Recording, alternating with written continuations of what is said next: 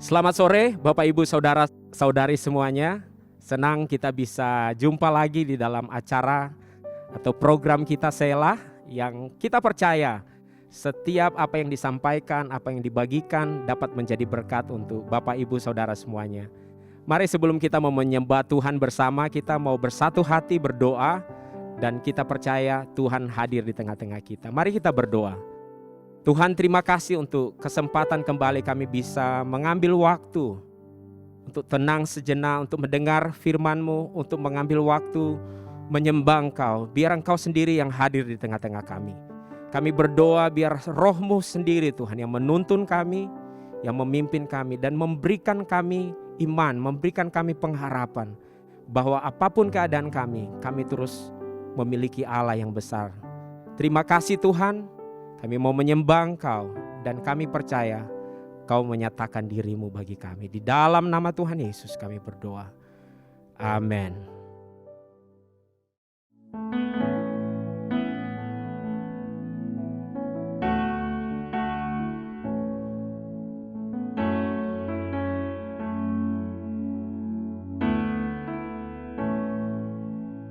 Let the King of my heart be the mountain where I run, the fountain I drink from. Oh, here's my song. Let the King of my heart be the shadow where I hide, the ransom for my life. Oh, here's my song. 'Cause you are good, you're good. Oh, you are good, you're good. Oh, let the King of my heart be the wind inside my sails, the echo in the waves. Oh, here's my song. Let the King of my heart be the fire inside my veins, the echo of my days. Oh, here's my song. 'Cause you are good, you're good. Oh, you are good, you're good. Oh, you are good, you're good. Oh, you are good, you're good.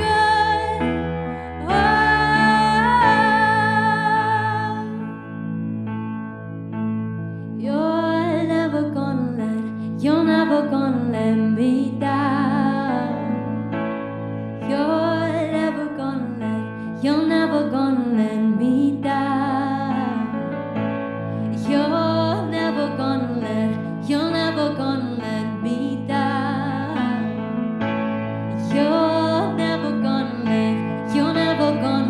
me down. You're never gonna let me down. You're never gonna let me down. 'Cause you are good, you're good. Oh, you are good, you're good. Oh, you are good, you're good. Oh, you are good, you're good. Oh, let the King of my heart be the mountain where I run, the fountain I drink from. Oh, here's my song. Let the King of my heart be the shadow where I hide, the ransom for my life. Oh, here's my song.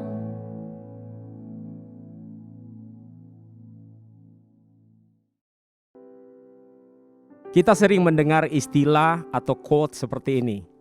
Jika engkau tidak tahu siapa engkau dalam Tuhan, maka engkau tidak akan tahu apa yang Tuhan mau engkau lakukan baginya. Bapak Ibu, saya setuju dengan quote tersebut. Tetapi saya juga percaya ada bagian yang sangat penting, adalah kita tidak akan punya keyakinan yang kuat tentang siapa kita jika kita tidak tahu atau jika kita tidak mengenal siapa Tuhan kita secara pribadi. Seberapa jauh kita mengenal Tuhan, itu akan menentukan seberapa jauh juga kita memiliki keyakinan atau keyakinan yang kuat tentang siapa kita dalam Tuhan. Dan juga akan mempengaruhi setiap tindakan-tindakan kita, termasuk apa yang Tuhan mau untuk kita lakukan dalam hidup ini. Di dalam Daniel 11 ayat 32b berkata, tetapi umat yang mengenal Allahnya akan tetap kuat dan bertindak.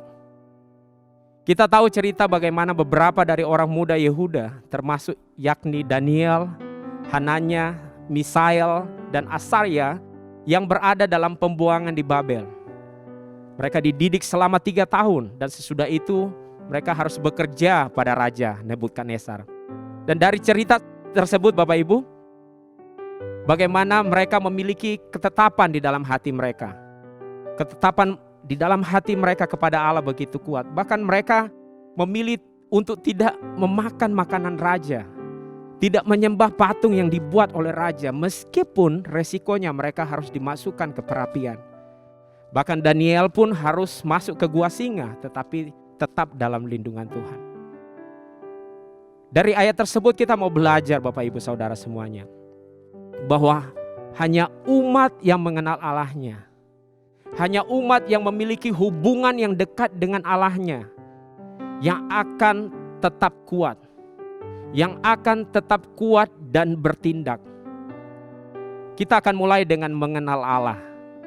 Paulus juga berkata di dalam Filipi 3 ayat 7 dan 8. Dikatakan, tetapi apa yang dahulu merupakan keuntungan bagiku, sekarang kuanggap rugi karena Kristus. Malahan segala sesuatu kuanggap rugi karena pengenalan akan Kristus Yesus. Tuhanku lebih mulia daripada semuanya. Oleh karena dialah aku telah melepaskannya semuanya itu dan menganggapnya sampah supaya aku memperoleh Kristus. Paulus berkata bahwa segala sesuatu kuanggap rugi karena pengenalan akan Kristus. Karena pengenalan akan Kristus, sepertinya segala sesuatu itu dianggapnya sampah. Supaya apa? Dia memperoleh Kristus dalam kehidupannya. Kalau kita bicara tentang mengenal, bukan sekedar mengetahui, bukan sekedar tahu Bapak Ibu Saudara semuanya. Sama halnya pada waktu kita katakan kita mengenal Tuhan, maka kita juga akan memiliki hubungan yang dekat dengan Dia. Pengenalan akan Tuhan kita tidak akan terjadi tanpa hubungan yang dekat dengan Dia. Jadi pada waktu kita punya hubungan dengan Tuhan, maka saya percaya kita pun akan mengenal Dia. Tujuan dari orang berpacaran Bapak Ibu Saudara semuanya itu selalu adalah untuk bisa saling mengenal, ya, satu dengan yang lain. Supaya apa? Supaya mereka bisa siap untuk masuk di dalam hubungan yang lebih lagi, atau ke jenjang yang lebih lagi, atau masuk di dalam pernikahan. Bapak Ibu, saya hanya membutuhkan waktu setahun ya dalam membangun hubungan atau berpacaran dengan mantan pacar saya, atau sekarang sudah jadi istri saya. Kenapa? Karena sebelumnya kami sudah berteman. Ya, ada hal-hal yang saya sudah mengetahui sebelumnya. Jadi sehingga pada waktu kami membangun hubungan, kami tidak perlu lama-lama lagi, karena memang kami sudah lebih mengenal satu dengan yang lain. Latar belakang, banyak hal yang kami sudah mengenal satu dengan yang lain. Sehingga pada waktu kami menikah, itu menjadi satu wadah yang kami pun bisa lebih dalam lagi mengenal satu dengan yang lain. Jadi tidak berhenti pada waktu kami bangun hubungan pada saat pacaran, tapi pada saat kami menikah pun, bahkan sampai sekarang di dalam pernikahan kami adalah waktu di mana kami terus membangun pengenalan satu dengan yang lainnya. Kenapa kami bisa saling mengenal satu dengan yang lainnya sebagai suami istri? Karena kita sudah hidup bersama. Kita sudah makan bersama setiap hari. Kita jalan bersama hampir setiap hari. Kita sering berkomunikasi satu dengan yang lain. Kita sering punya waktu-waktu yang bahkan pribadi satu dengan yang lain. Dan itu yang membuat kami menjadi begitu kuat di dalam pengenalan kami satu dengan yang lain. Kita tahu bahwa sebagai pasangan suami istri, kami terus perlu bertumbuh di dalam area pengenalan satu dengan yang lain. Dan Tuhan banyak izinkan perkara-perkara yang dimana kami pun bisa lebih mengenal yang sebelumnya kami tidak tahu. Dan Tuhan terus sempurnakan itu. Sama halnya dengan pasangan suami istri, Bapak Ibu Saudara semuanya. Demikian juga pada waktu kita membangun hubungan. Bagaimana kita membangun hubungan untuk mengenal Tuhan. Bahkan Tuhan sendiri mengatakan bahwa kita ini pengantin wanitanya. Jemaat Tuhan adalah pengantin wanitanya. Dan Dia, Kristus, adalah pengantin pria kita. Dalam suatu hubungan tidak ada yang tanpa adanya komunikasi. Jadi pada waktu kita mengatakan kita memiliki hubungan dengan Tuhan, berarti kita juga membangun komunikasi kita dengan Dia. Kita juga membangun waktu kita bersama dengan Dia. Kita juga membangun hubungan yang lebih dalam lagi dengan Tuhan, dalam penyembahan kita, dalam waktu doa kita, dalam waktu firman kita. Dan Bapak Ibu Saudara semuanya, semakin kuat komunikasi yang kita bangun, maka akan semakin kuat juga hubungan yang terbangun. Sama halnya sebagai suami istri. Waktu kita membangun komunikasi dengan benar, dengan baik, maka hubungan itu akan baik. Dengan teman-teman sekerja kita, dengan orang-orang percaya yang lainnya, dengan teman-teman life group. Pada waktu kita membangun komunikasi dengan baik, pada waktu kita membangun hubungan dengan baik, maka kita juga akan semakin mengenal satu yang lainnya. Jadi pada waktu kita membangun hubungan dengan Tuhan, maka kita percaya di waktu itu juga kita akan semakin mengenal siapa Dia, pribadi Tuhan. Kita akan mulai mengenal jalan-jalan Tuhan dengan baik. Kita akan mulai mengenal cara-cara Tuhan. Bahkan kita akan mulai mengenal sifat-sifatnya. Apa yang menjadi kesukaan Tuhan, apa yang tidak Tuhan sukai bahkan. Ya. Sampai di waktu-waktu ini saya mulai melihat, oh iya ya, ternyata banyak hal yang meskipun saya dengan istri saya bertolak belakang secara latar belakang, tetapi kami akan bisa saling mengerti, kami akan bisa saling menghargai karena kami semakin mengenal satu dengan lainnya. Dan luar biasanya pada waktu kita dengan Tuhan, Tuhan yang pertama sudah mengenal kita. Dan Tuhan izinkan buat kita sebagai orang percaya, mau gak kita untuk mengenal Dia. Begitu banyak cara yang Tuhan bisa lakukan pada waktu kita mengenal Dia. Di dalam Kristus, kita tahu pada waktu kita membaca firman, pada waktu kita merenungkan firman, pada waktu kita mengikuti apa yang Tuhan katakan, kita mulai berjalan bersama-sama dengan Dia. Disitulah adalah waktu-waktu di mana kita akan mulai mengenal Tuhan lebih dan lebih lagi. Kita mulai menanggapi apa yang Dia katakan dengan ketaatan kita. Dan disitulah kita akan mulai mengerti jalan-jalannya. Kita akan mulai mengerti bahkan isi hati Tuhan yang Tuhan mau untuk kita lakukan. Bahkan Bapak Ibu, di masa yang seperti ini, masa pandemi, kita tahu bahwa bukan waktu yang mudah bagi kita. Tapi saya juga percaya ini adalah waktu-waktu yang luar biasa di mana Tuhan mengizinkan ini supaya kita bisa mengerti isi hati Tuhan untuk apa yang Tuhan mau, untuk apa yang Tuhan mau kerjakan di dalam kehidupan kita di waktu-waktu ini. Dan kita baca tadi bahwa hasil daripada waktu kita mengenal Dia, kita akan tetap kuat. Kita akan tetap kuat, amin. Ya, ada kalanya kita bisa menjadi lemah, ada kalanya kita menjadi putus asa.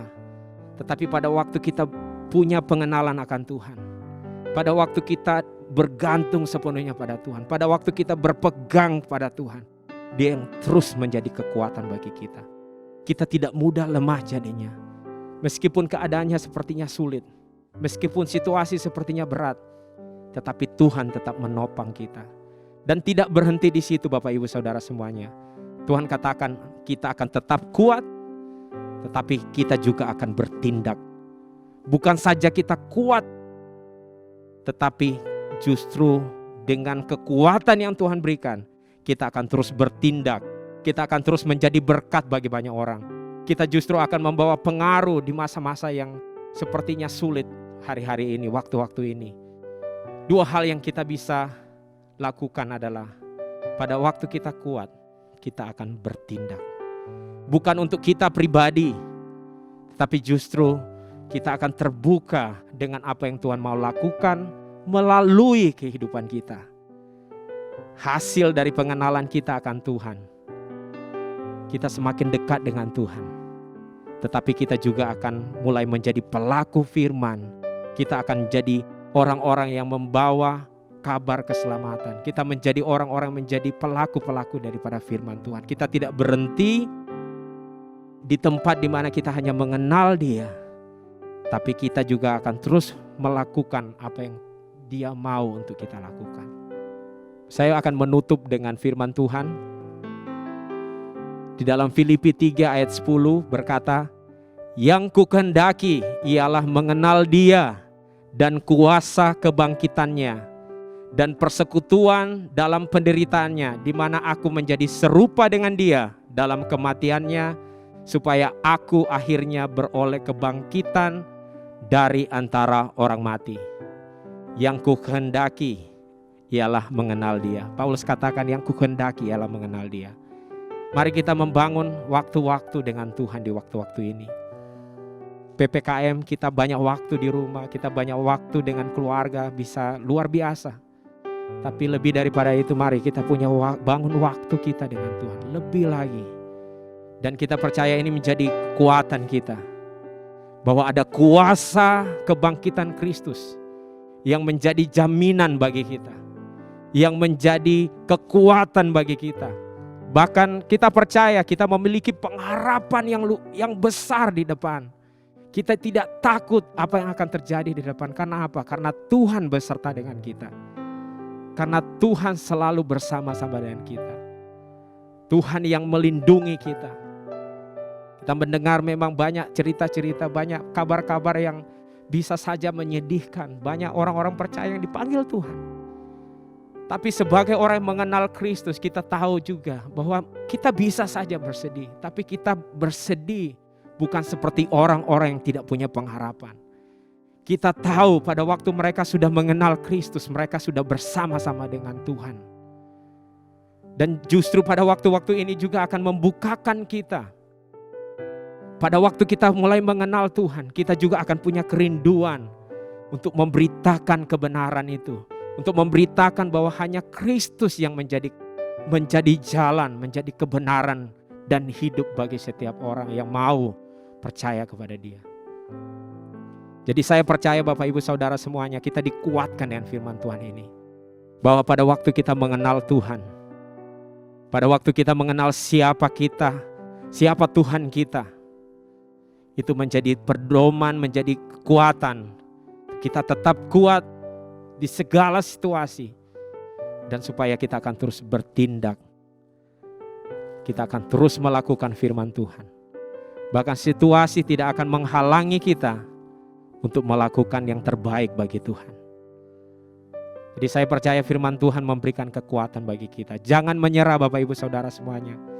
Mari justru di waktu-waktu ini kita akan semakin dalam di dalam firman Tuhan. Kita akan semakin dalam di dalam merenungkan firman Tuhan, dan kita akan semakin kuat. Dan kita akan terus bertindak sesuai dengan apa yang Tuhan mau untuk kita lakukan. Amin. Saya percaya firman Tuhan memberkati kita semua. Mari kita berdoa Bapak Ibu Saudara semuanya.